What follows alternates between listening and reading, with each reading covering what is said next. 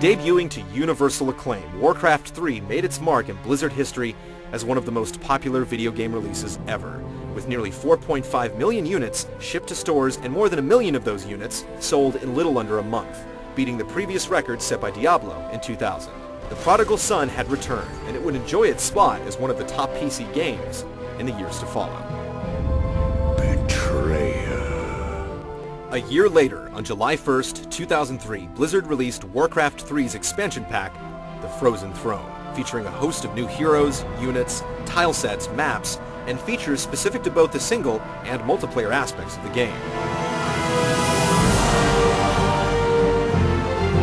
The newly packaged campaigns outline the events following the successful rout of the Burning Legion at the end of Reign of Chaos, putting into play a number of interesting occurrences along the way. Thrall would gather his people and found the Orcish capital of Orgrimmar, while the Banshee Queen Lady Sylvanas Windrunner would earn her free will from her masters, going on to establish the splintered faction of undead rebels. From here on out, we shall be known as the Forsaken. Illidan the Betrayer would later proclaim himself the Lord of Outland,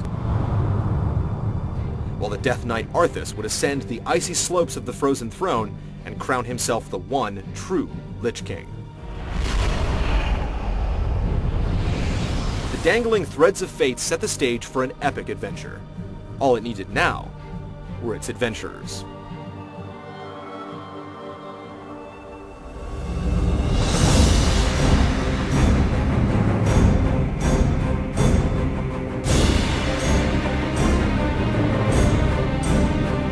As the Warcraft epic unravels, a new world of wonder lies in wait, cultivating one of video games' most immersive universes and a phenomenon that would take the planet by storm.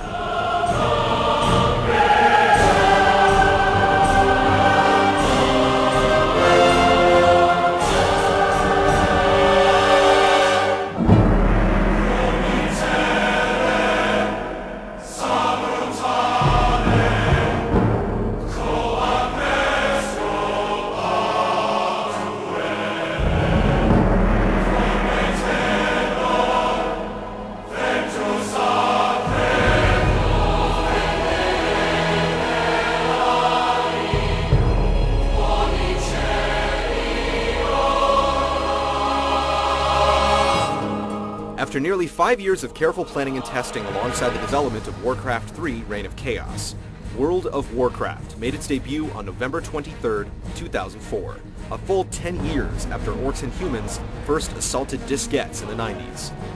Pardo, who shared co-lead designing duties with Alan Adam, collaborated with Kaplan and a number of other designers in shaping the vision of Azeroth. Tom Chilton had done previous work with Ultima Online, while Alex Afrasiabi came from the influential and sometimes controversial Fires of Heaven Guild. 4 years after the events of the Frozen Throne, flimsy bonds that united the Alliance and Horde had since dissolved, bringing about old grudges and inflicting new wounds in the process. The game set the precedent for a conflict unlike any the world of Azeroth had seen, and it would demand a world stage for its events to play out. The hardcore shell of the MMO would be a tough nut to crack, but the team was equipped with a toolbox of ideas. At the end of the day, accessibility for both the hardcore and casual stood as the forefront of Blizzard's design philosophy, and it would come to define World of Warcraft as a whole. In Pardo's own words, players didn't necessarily need to know the lingo. We're going to teach them all that. Education started at the very beginning. After drawing straws with realm selection, players were thrust into the character creation process with a number of options encompassing gender, race, class, and appearance. The races drew from Azeroth's established stock. Alliance players could choose from humans, night elves, gnomes, and dwarves, while the Horde players selected from orcs, trolls, tauren, and Sylvanas' newly reformed undead. The classes were Blizzard's take on classic MMO tropes, but they each had their own identities. Rage accrued in battle fueled the warrior's efforts, while a combo point system akin to Diablo 2's Druid system provided the blueprint for the rogue's offense. Priests found themselves more self-sufficient with the aid of offensive shadow magic, while mages could conjure up a number of tricks to dish out the damage and food. The pet-based hunters were masters of tracking and traps, druids the jack of all trades, and warlocks, fell magic, and demonology.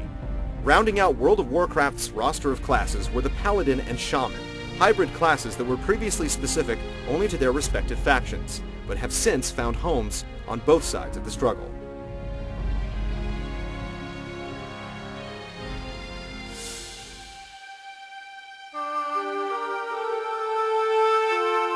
After the finishing touches to the character were set, players were ejected to one of 6 starting locations where they would pick up on the basics of the game.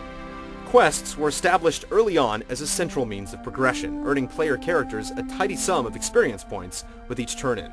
With enough XP, characters would level up, bequeathing an increase in stats and a set of new skills to learn through skill trainers situated at cities and towns. Inevitably, each zone's clusters of quests would lead players to a 5-man instance to complete.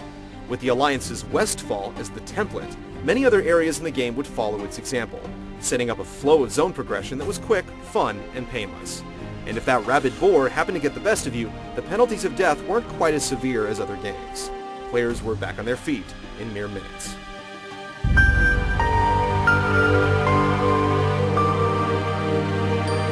Once the player was ready to stretch their legs outside of the sandbox, travel, in the form of boats, trains, and flight points, allowed quick transit around zones, chopping down needless runaround, as well as the zone-loading borders prevalent in many other MMOs at the time. If players needed to get back to town, quick transport was only a Hearthstone's throw away.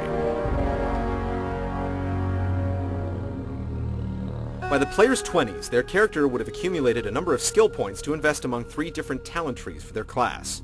If World of Warcraft were a website, this would be its personality test. What sort of build you spec'd into defined your playstyle in the game, and to a greater extent, the role that you would play in parties. Team play would also come into effect around this time as an essential part of the experience, either through completing difficult group quests, or for running instances to score XP and fat loot along the way. With team play came the social aspect of the game. Socializing through general chat and at the old meeting stones often brought about the formation of parties and the occasional guild invite, though now the process is streamlined somewhat by built-in functions to whittle out like-minded adventurers. And of course, what would socializing be without a little dancing?